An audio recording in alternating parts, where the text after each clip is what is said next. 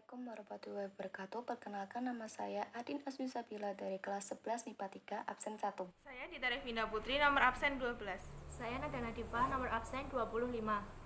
Saya Nadia Yuni Kamila, nomor absen 26. Saya Sonia Aulia Soldi, nomor absen 32.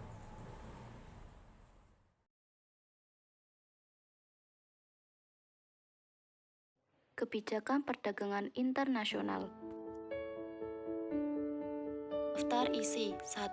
Pengertian perdagangan internasional. 2. Teori perdagangan internasional. 3. Tujuan perdagangan internasional. 4. Bentuk perdagangan internasional. 5. Faktor pendorong dan penghambat perdagangan internasional. 6. Manfaat perdagangan internasional. 7. Keuntungan perdagangan internasional. 8. Kebijakan perdagangan internasional. Dan 9. Kerugian perdagangan internasional. Pengertian kebijakan perdagangan internasional. Kebijakan perdagangan internasional adalah perdagangan antara dua belah pihak yang berasal dari negara yang berbeda berdasarkan pada perjanjian yang telah disepakati bersama. Teori perdagangan internasional. Teori perdagangan internasional dibagi menjadi dua. 1. Teori keunggulan mutlak.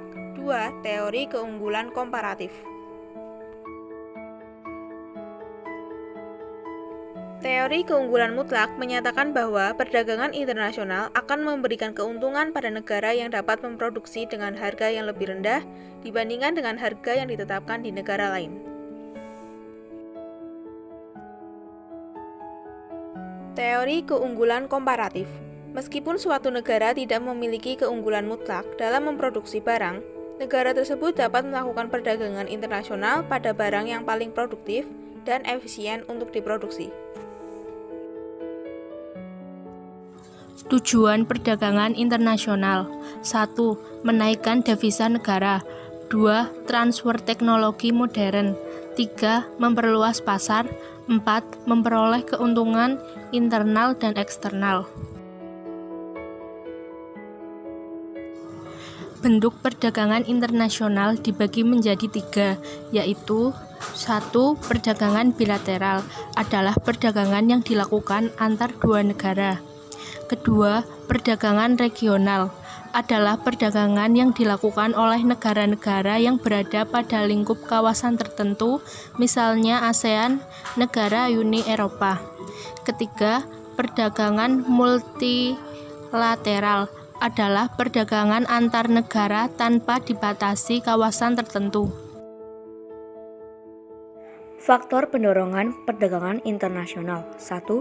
Adanya keanekaragaman kondisi produksi. 2. Adanya penghematan biaya. 3.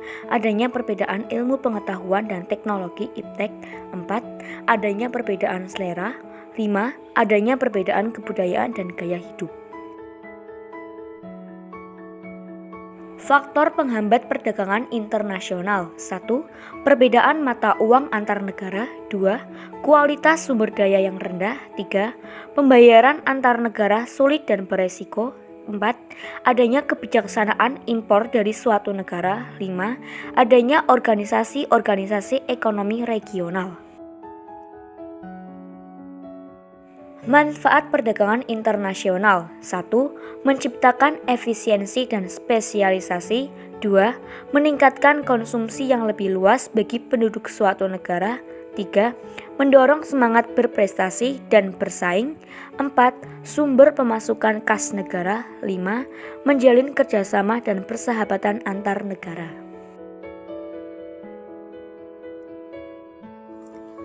Keuntungan perdagangan internasional. Yang pertama, meningkatkan keuntungan perusahaan.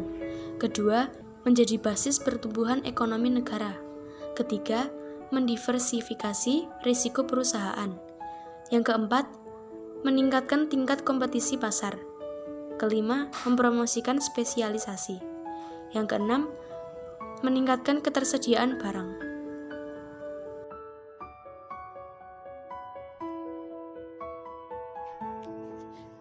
Kebijakan perdagangan internasional. Kebijakan perdagangan internasional dibagi menjadi 3. Yang pertama, politik proteksi yang meliputi tarif bea masuk, pelanggaran impor, kuota, subsidi, dan dumping. kedua, politik perdagangan bebas, dan ketiga, politik autarki. Kerugian perdagangan internasional. Yang pertama, risiko perubahan iklim politik. Kedua, risiko kurs mata uang. Ketiga, perbedaan budaya pembeli. Keempat, risiko hutang dan gagal bayar. Yang kelima, mengganggu industri lokal. Keenam, risiko pelanggaran hak cipta.